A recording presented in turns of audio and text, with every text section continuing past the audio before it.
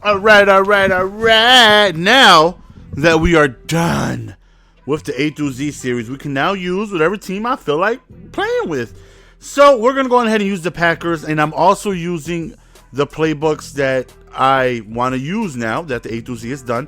Good thing that we did it. You know, I got to experience every single NFL team's playbook, and I got to see which ones I like, which ones I didn't like, and whatnot. So my overall consensus at the end of everything is that New Orleans has the best offensive playbook for me. Defensively, we're running 49ers on defense. And turns out that we get matched up against a very, very, good opponents who had a 5-wide scheme that was very difficult to try and stop. And he had a blitz that I was seeing and going up against for the first time, and it caught me completely off guard. See, after that fumble on 4th down, even on 4th and inches, he decided to come out in 5-wide. How do you drop that, man? You're wide open. Because of that fumble, thankfully, Eddie Lacy broke that tackle and gave me the first down to avoid a field goal. And I need to finish the damn sentence. Because of that fumble, I got really good field possession. So right there, you see how he comes screaming off the left side? Yeah, he called that blitz out of nickel double wide A gap, or whatever it's called. Nickel double A gap. And he would use the D lineman, and I don't know, I doubt he's a D lineman user, because he's too good of a player. Like, you can just tell when somebody's advanced on, either side of the ball. And I think he uses the D lineman for a reason, and I'm about to lab this blitz and figure it the hell out so I could tell y'all. So I tried. He did get me in a position, well, you'll see later on in the game, where I have to pass, and I'm motioning a running back on that side. I'm putting a tight end over there. I'm sliding left. It just did not matter.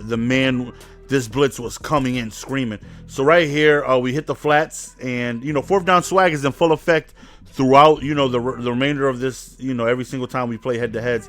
Right there, we're just shy, and thankfully, the wind was going 5 miles an hour that direction, because they wanted me to punt. I'm like, why? I have Mason Crosby. And I went to go kick a field goal, and I was just short. So I just let the quarter run out. That way I can go on ahead and flip field, and then the wind was in my favor, and I was able to go on ahead and kick a field goal to go up 10-0. So yeah, his offense is definitely unique, and stopping 5 wide. If somebody has quick reads, it's difficult, because they got so many damn routes on the field. Right here, Matt Ryan is just completely outrunning everybody.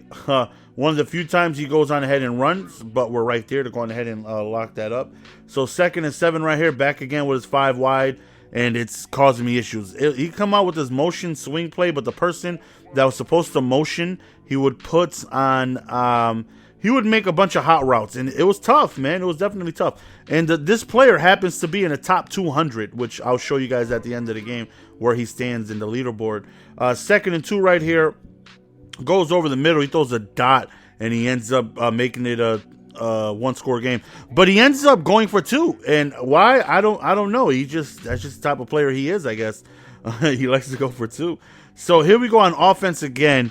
And at this point, I didn't realize how freaking amazingly crazy this blitz is, because every time I got the ball, it was in really good field position. So I just did a couple of runs. Next thing you know, I wasn't really forced to pass, so I didn't really see it except that one time. Here it comes screaming off the left side, and I almost threw a pick. Thankfully, he dropped it. I come again. I slide to the left. Doesn't matter. Still comes in screaming. So I'm like, okay, let me move a running back tight end over there. Still comes in screaming. And I'm like, damn. This man done got some hate. So now I have to reevaluate my offense, right? Because I cannot be in a position to be forced to pass, because clearly I'm having trouble with it, right? I was forced to pass. Well, not forced to pass, but I wanted to score before half, because there was only a minute, some odd remaining. So, okay, let me see if I could pass the ball, get downfield, as he ends up taking the lead there. And now it's like, okay, we gotta figure this out, right? The blitz is clearly coming from the left side. I need to have a tight end and a running back, and I'm going to slide protect that way. And hopefully that picks it up. So right there, we picked it up, and I'm looking, and we go over the middle, and Aaron Rodgers throws a horrible pass, man.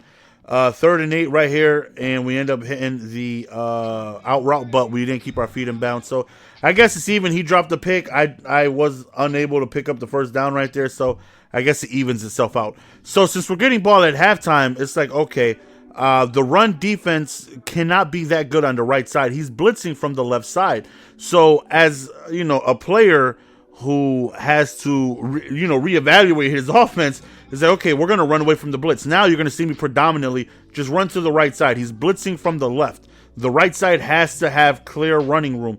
So now I'm switching things up. I'm now running to the right side. If you take a look at the first half, all my runs were to the left. Now it's like, okay, we're going to stay away from it. Unless he forces me on 3rd and long and I have to pass, I need to run away because this blitz is just destroying me. So we end up running to the right that entire, we made some evaluations, made our adjustments, and we end up scoring.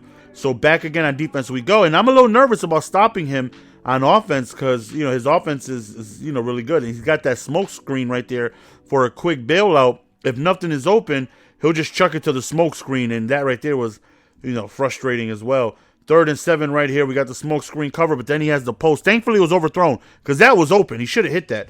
4th and 7 right here. He's looking. He goes over the middle, and thankfully, he ends up dropping it. And I was so excited. So now back to the run we go. I believe he ran commit right there, but I'm not giving up.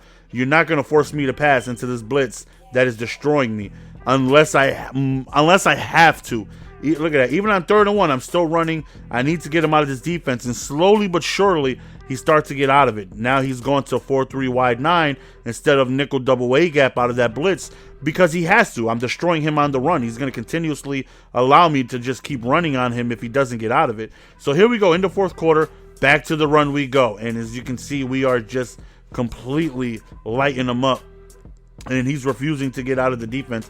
Even though he went to 4-3 wide 9, but it was like a basic cover 2. It wasn't a genuine run-stopping defense. So we just end up, I don't even think I throw a pass yet this half. So 24-13, we go up 11. And he's still in it. All he has to do is score. And if he goes for 2, that makes it a 3-point game. So I'm obviously hoping to prevent that. So now I just start coming out in quarters 3 deep. Quarters 3 deep, and I just start putting a whole bunch of zones everywhere to try and stop this offense. I tried blitzing. I tried sending heat, but so many routes and so many quick checkdowns, it's not even worth it because he's finding these open lanes really, really quickly. So I came out in quarters 3 deep, and that wasn't really working out for me. So he ends up scoring, and we're up 3. So now it's like, okay, hopefully he doesn't stop me because I don't feel confident in stopping him. I really don't. And I don't feel confident on passing the ball against this damn blitz that he got. So hopefully the run can hold up, and very next play, what do you know, huge gain. And I'm not just going to go on ahead and score and get, oh no, I'm taking some clock with me. You best believe I'm taking some clock with me. Whether it's just 40 seconds or if I score on, I'm fine with kicking a damn field goal. I need all them timeouts. Actually, I'm not fine. I need a touchdown. I don't want to kick a field goal because I'm not confident in stopping him.